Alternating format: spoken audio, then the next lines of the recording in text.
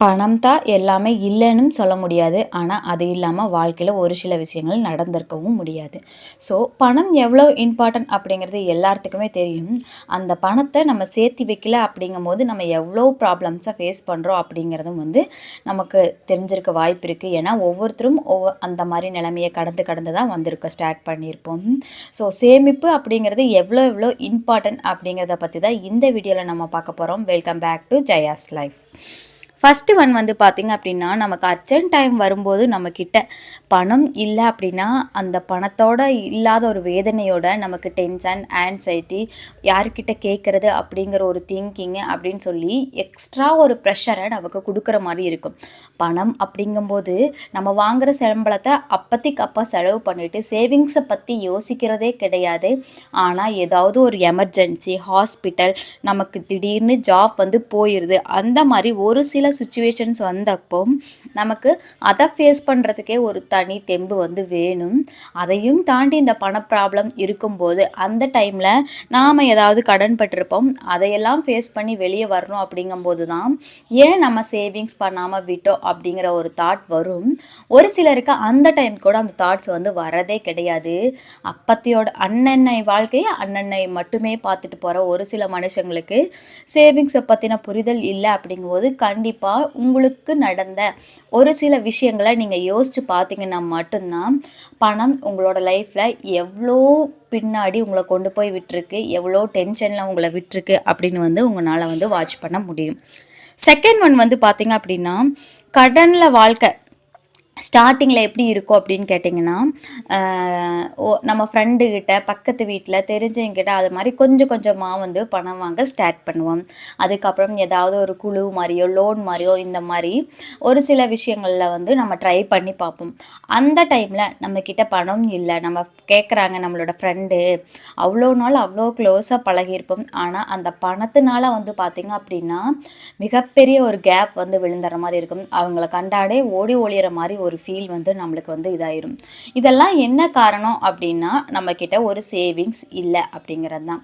வந்ததை தடாபுடான்னு செலவு பண்ணிட்டு இஷ்டத்துக்கு வாங்கிட்டு பிடிச்சிட்டு இருந்தோம் அப்படின்னா நம்ம கிட்ட சேவிங்ஸ் எதுவும் இருக்காது. சேவிங்ஸ் இல்லை அப்படிங்கும்போது நம்ம யார்கிட்ட கடன் பட்டிருக்கிறோமோ அவங்களுக்கு நம்ம கடன் கொடுக்க முடியாமல் ஓடி ஒளியிற ஒரு நிலைமை தான் நம்மளுக்கு கிரியேட் ஆகும். இந்த மாதிரி இருக்கும்போது நமக்கு நிறைய பதட்டம் வரும், மன அமைதி இருக்காது. அது மட்டும் இல்லாமல் எப்போ பார்த்தாலும் டென்ஷன்லேயே சுற்றிட்டு இருக்கிற மாதிரி இருக்கும். நம்ம எவ்வளோ சம்பாதிச்சாலும் நம்ம வாங்குற காசு நம்ம வட்டி கட்டுறக்கே அளவாக போகுமே தாண்டி நம்ம அசலும் கட்டி முடிக்கிற ஒரு சுச்சுவேஷனுக்கு வரப்போகிறதே கிடையாது. ஸோ சேவிங்ஸ் அப்படிங்கிறது சின்ன அமௌண்ட், பெரிய அமௌண்ட் அப்படிங்கிற எந்த வித கட்டாயமும் கிடையாது. ₹1 ஒரு நாளைக்கு சேர்த்து வச்சா கூட அது இயர்லி பார்த்திங்க அப்படின்னா ₹365 நமக்கு கிடைக்குது. ஸோ ₹1 என்னால் சேர்த்து வைக்க முடியாதா, இது என்ன அப்படிங்கிற மாதிரி பேசுனீங்க அப்படின்னா 365 நாள் கழிச்சு அந்த ₹365 நம்மக்கிட்ட இருக்கவே இருக்காது. தேர்ட் ஒன் பார்த்திங்க அப்படின்னா ஃப்யூச்சர் டீம் நம்மளுக்கு டிலே ஆகிட்டே போயிட்டுருக்கிற மாதிரி இருக்கும். நம்மளோட குழந்தைகளாக இப்படியெல்லாம் ஃபீஸ் கட்டி இந்த மாதிரி ஒரு ஸ்கூலில் படிக்க வைக்கணும்னு ஒரு ஆசை இருக்கும். நான் கோல்டு வாங்கணும் அப்படிங்கிற ஒரு ஆசை இருக்கும். அட்லீஸ்ட் ஒரு மூக்குத்தி, ஒரு கம்மலாவது எனக்கு வாங்கணும் என்னோட சொந்த காசில் அப்படிங்கிற மாதிரி ஒரு ட்ரீம் இருக்கும். இது எல்லாமே நமக்கு சேவிங்ஸ் இல்லை அப்படிங்கும்போது போஸ்ட்பான் ஆகி போயிட்டே இருக்கும். ஸோ சேவிங்ஸ் அப்படிங்கிறது நம்மளோட சின்ன சின்ன கனவுகளையும் சேர்த்து சுமந்து வர ஒரு விஷயம்தான் அது.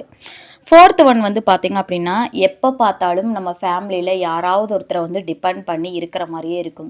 அங்கே போய் பணம் கேட்குறத தவிர நமக்கு வேறு வழியும் இருக்காது. ஆனால் பணம் கேட்டால் எப்படியெல்லாம் மதிப்பாங்க அப்படிங்கிறதும் நமக்கு நல்லாவே தெரியும்.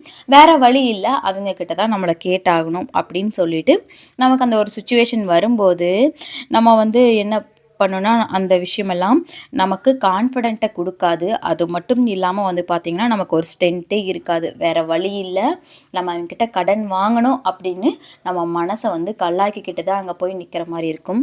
ஏன்னா நமக்கு தெரியும் நம்மளை பணம் இல்லாமல் அவங்க எப்படி நம்மளை நடத்துகிறாங்க அப்படிங்கிறது. வேறு வழி இல்லை, நம்ம தேவைகளுக்காக அங்கே போய் நிற்க வேண்டிய சுச்சுவேஷன்ஸ் வரும். ஸோ ஒரு சின்ன சேவிங்ஸ் இல்லைன்னா கூட யாருமே நம்மளை மதிக்க மாட்டாங்க, நம்ம கூட டைம் ஸ்பெண்ட் பண்ண மாட்டாங்க.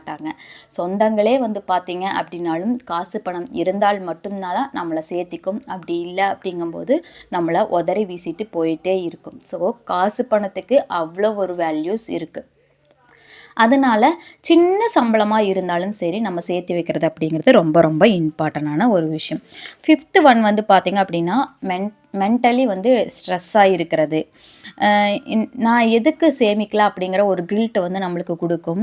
இந்த மாரி ரிகார்ட்ஸ் தான் வந்து ஒரு நாளைக்கு வந்து நம்மளோட அமைதியவே வந்து காணாம போக்கிரும். அந்த அமைதிய அப்படியே கொண்டு போயிர்ற மாரி இருக்கும். நமக்கு ஒரு பீஸ்ஃபுல்லான ஒரு மைண்டே நம்மளுக்கு இருக்காது.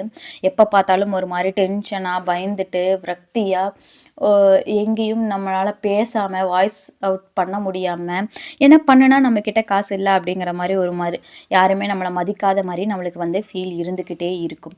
ஸோ, சம்பளம் எவ்வளவு வந்தாலும் சரி, சேமிப்பு இல்லாத வாழ்க்கை அப்படிங்கும்போது பார்த்தீங்க அப்படின்னா, அ நமக்கு காற்றுல வாழ்ற மாரி தான். அது வந்தா போயிரும் அப்படிங்கிற மாரி ஒரு ஃபீலா தான் வந்து நம்மளுக்கு இருக்குமே தாண்டி, நமக்கு அது வந்து எந்தவித பயனும் நம்மளுக்கு குடுக்க போறது கிடையாது. இன்னைக்கு ரூ. 100 சேமிக்க ஸ்டார்ட் பண்ணோம்னா, நாளைக்கு அது பெரிய கான்ஃபிடென்ட்ட நம்மளுக்கு குடுக்கும். அது மட்டும் இல்லாம நெறையா நம்ம சேவ் பண்றத பழக்கத்த நம்மளே கொண்டு வந்துருவோம். ஸோ, சேவிங்ஸ் அப்படிங்கிறது வந்து எவ்வளோ எவ்வளோ இம்பார்ட்டன்ட் அப்படிங்கிறத தாண்டி அது நம்மளுக்கு எவ்வளோ எவ்வளோ வலிய குடுத்துருக்குன்னு நீங்க யோசிச்சாலே, நம்ம ஏன் சேவிங்ஸ ஸ்டார்ட் பண்ணணும் அப்படிங்கிற ஒரு ஃபீல் வந்துடும்.